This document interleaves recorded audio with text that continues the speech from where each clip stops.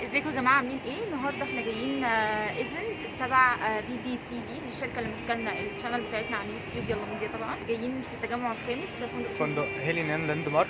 ايوه. بس تابعوا بقى معانا كده ايه اللي هيحصل. احنا يا جماعه دوت هيعتبر يعني اول فلوج لينا على الشانل، على البسين. على البسين اوريهم البسين.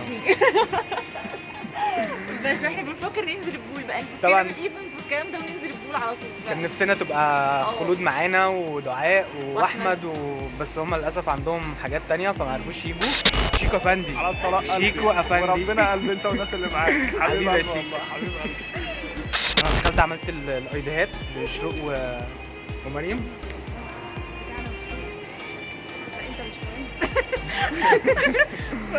طب يلا فين كل واحده تاخد؟ لا ده سعيد بتاعها.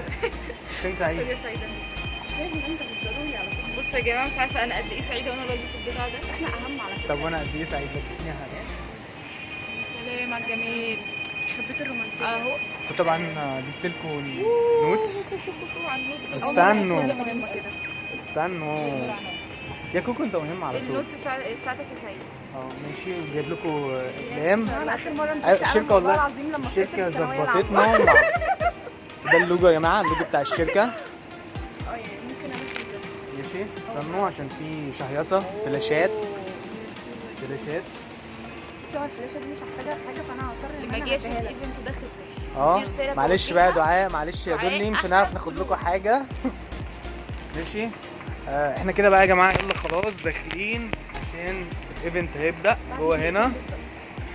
يلا. اهم حاجه في الايفنت ده اوبن بوفيه بقى واكل وكده. احنا جايين متاخرين وما لحقناش، بس ما بيعملش اي هناكل. حاجه في حياته غير ان هو بياكل. عادي جدا. طب يلا نخش.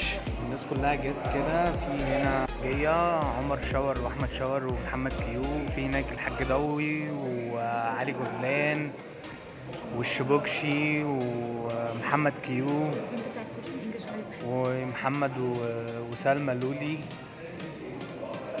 الناس كلها هنا يا جماعه. بصوا يا جماعه، شوف قاعده مركزه ازاي.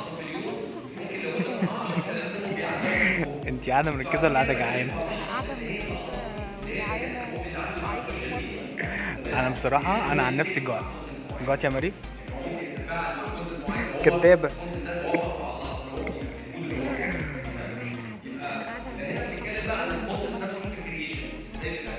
انا كمان خلصت الميه بتاعتي.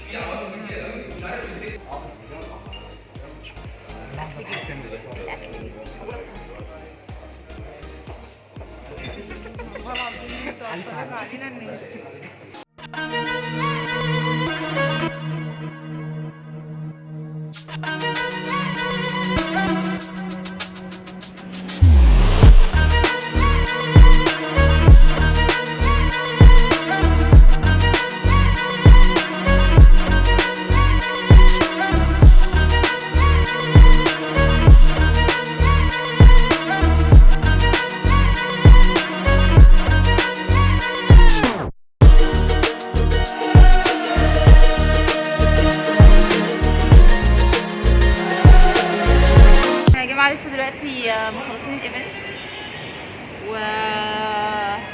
بصراحة يعني اليوم كان حلو وجميل جدا واتبسطنا جدا، والشركة قالت لنا حاجات جميلة، وقابلنا كل الناس مشاهير السوشيال ميديا. وان شاء الله نشتغل على تطوير المحتوى وهتشوفوا حاجات حلوة الفترة الجاية بإذن الله. وعايزاكم بقى في الكومنتس تقولوا انتوا عايزين تشوفوا مننا ايه تاني وعايزين نعمل ايه ولو في افكار كده انتوا نفسكم تشوفوها، سواء برانكس او تقارير او مقالب ايا كان، اكتبوها في الكومنت واحنا هنشوفها وهنعملها. انا هنكت عشان انا بقالي هنا كتير بس كده. هي كانت وعايزه تنام. انا كلت وعايزه انام دلوقتي. انت يا مريم حابة تقولي ايه؟